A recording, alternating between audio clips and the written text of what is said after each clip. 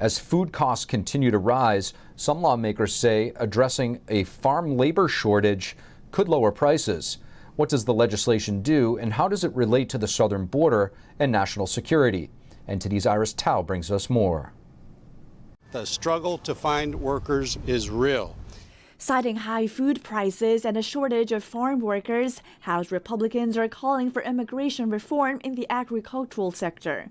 Fix our broken immigration system and combat the rising costs of food in our country. Titled the Farm Workforce Modernization Act, the legislation would create a merit-based program for foreign workers to legally work in America's agricultural industries. And Congressman Dan Newhouse says it'll also alleviate the border crisis by encouraging legal immigration. Thousands of people are coming into our country illegally, and yet legal visa holders through the H-2A system are being denied. They also cite a recent study by Texas A&M University. A professor there says more migrant and more H-2A workers are related with lower inflation. But I asked him, and how much can addressing it actually help with lowering inflation? In terms of how much, the study didn't really assess that. Based on these findings, I would think it's a good percentage. I just can't tell you exactly what that is. The proposed legislation has previously passed the House, but still needs more support to pass the Senate. Another measure is also pending in Congress. Congressman Newhouse has proposed to ban Chinese companies from buying American farmland. He cites a need to prevent China from gaining leverage in our supply chain. It truly is a food security issue for a country like the United States, for any country, to have a reasonable amount of control over its production of food. I'm hopeful that this year we'll be able to get it all the way through the process. Reporting in Washington, D.C., Iris Tao, NTD News. To further analyze the risks of Chinese companies purchasing U.S. land, Cleo Paskal is with the Foundation for Defense of Democracies, and she joins us next. Cleo Paskal, thank you so much for joining us on the Capitol Report. Pleasure. Thank you for having me. Cleo, companies linked to the Chinese Communist Party have been buying up U.S. real estate and land. Now there's cause for concern about China purchasing U.S. agriculture, most recently a large purchase in North Dakota. Is there any cause for concern here? Yes, multiple causes for concern. So first of all, there's the fact that it's agricultural land. And we know that China has a sensitivity, let's say, to food supply, which means that they're perfectly happy to debilitate American food supply if it enhances Chinese food supply. And the other is, of course, the location, which is near a base. This is something we've been tracking for very, very long time. I remember I was in the Kingdom of Tonga and I saw a Chinese clinic opposite the entry to the barracks of the Tongan Defense Forces, and talked to some Tongan colleagues about it, and they said, oh yeah, and we think that the woman that runs this clinic is PLA, and she set herself up right opposite the entrance to the barracks so that Tongan military, when they get a sore shoulder or whatever, go over to her clinic for treatment and a bit of a chat. They don't realize what they're doing, but she certainly does. So we know that this is part of a very entrenched pattern of locating what seem like commercial installations near pieces of critical infrastructure or militarily sensitive installations in other countries. Cleo, in the early 2000s, the CCP was busy buying up rare earth minerals in Africa while the U.S. was distracted fighting multiple wars. What can these types of comprehensive power policies, as you've called them, lead to? Yeah, so this is actually China's policy of comprehensive national power is overt. This is in the Chinese think tanks. China ranks countries around the world in terms of relative comprehensive national power. It's an empirical metric, and an incredible range of different factors go into it, things that we wouldn't consider parts of power, like, for example, agricultural resources. They have military, economic, intellectual property, but all of these other things as well. So in that sense, feeding all of these things into the Chinese system, or a system that China can control, increases China's comprehensive national power and decreases the comprehensive national power of the target countries. So this is very much consistent with the driving force behind a lot of their foreign policy decisions. Now, the FBI director just called China the biggest threat facing the West. warning about stealing technology. Does the threat, it sounds like it obviously does, go beyond the theft of intellectual property? And what is your take on the FBI director's warning? It was great to hear it, and it was good to hear the UK MI5 director reiterating it as well. It's something that everybody knows. If you talk to the people in North Dakota, they're very concerned about this farmland purchase as well. We know this on the ground. If you're anywhere near any of these Chinese installations or commerces, or if your community has been destroyed by fentanyl or anything like that, you know what China's comprehensive national power push looks like, how it's parasitic, it sucks everything good out, all capital, intellectual property, research, brings it back to China and leaves behind it a devastating trail of destroyed communities, families, and countries. Cleo Paskal, thank you so much. Thank you. First Lady Jill Biden came under fire for likening Hispanics to tacos while speaking of their diversity at a conference in San Antonio. She also mispronounced the word bodega, the convenience stores that are often run by Latinos in New York City.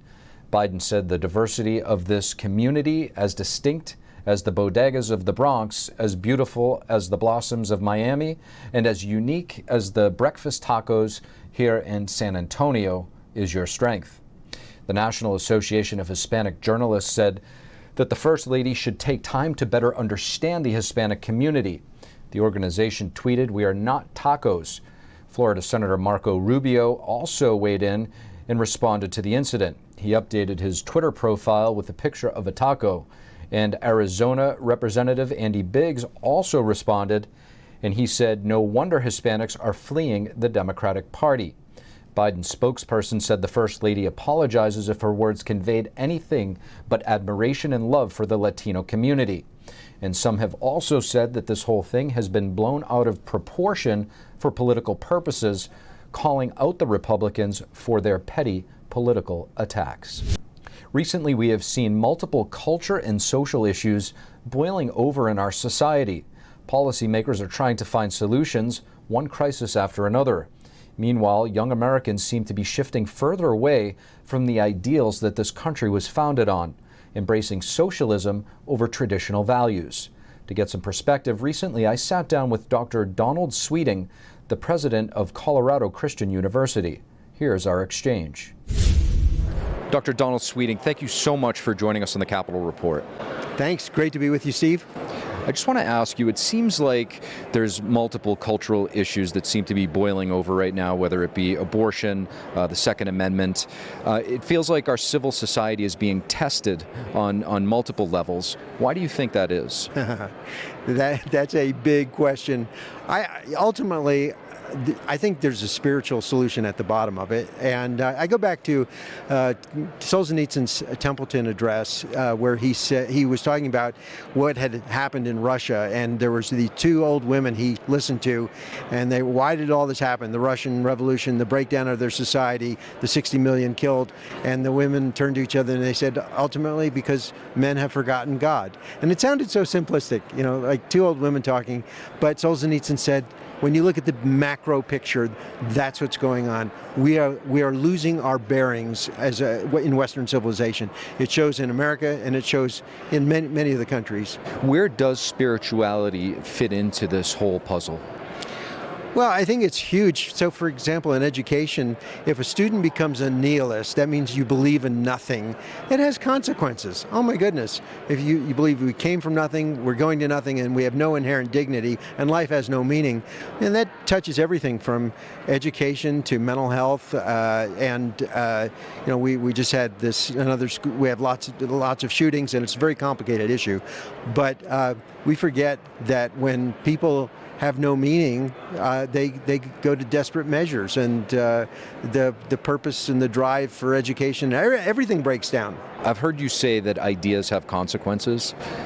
Can you elaborate on that? Yeah, I can. I didn't come up with that one. That was Richard Weaver, who in the 1940s, as a University of Chicago professor, English, wrote a very powerful book that's been a conservative classic. Ideas have consequences, and he was saying that the ideas that get in the minds of of young people, and the place of education is so important, and what shapes their minds in college will be shown on the streets, in a generation or so. It's going to show its fruit down the road. And so it's important to train hearts and minds. That was Weaver's passion. And do you see that translated into our universities nationwide? Yes. We see the rise of socialism and the return of this. Why are we seeing the younger generation buy into socialistic ideas and attracted to Marxism? Well, it's because it's being taught at so many universities, and it's being taught while the history of Marxism is not being taught. We're not teaching history, but we're teaching ideology, and again, it's showing up in the streets. Critical theory is another one of these things where it's a Marxist, neo-Marxist inspired idea that's being taught in the universities, and it's now showing up in schools across the country. Ideas have consequences, and that's why education is so important, and how we train our students and the ideas we shape them with and the values, and why I think it's important to have, as a conservative and as a Christian, to shape the hearts and minds of the next generation. Winning Congress is important, elections are important, but education is critical for turning the tide. So with that said, do you see a solution or a way out? There are many answers to that question, Steve, but for conservatives, it means having a clear understanding of what we're for. We're not just against the left. We believe in something, and a commitment to live a conservative life, and a commitment to be active, working for policies that will be sane policies. I see a resurgence coming, a conservative resurgence. Many do. In the coming election, there's going to be a big counter-reaction to so much of the nonsense we've been delivered and is being shoved down our throats. But I'm hoping it goes beyond just a election swing, and that the conservative movement has a clear understanding of what it's for, and people realize it's not just about what we're for, it's also how we live and raise our families, and then we go back to our spiritual roots, because that will sustain this. One other thing that really encourages me is the whole influx of Hispanics into the United States. I'm delighted with this, because they're by and large pro-family, hardworking, and they believe in God.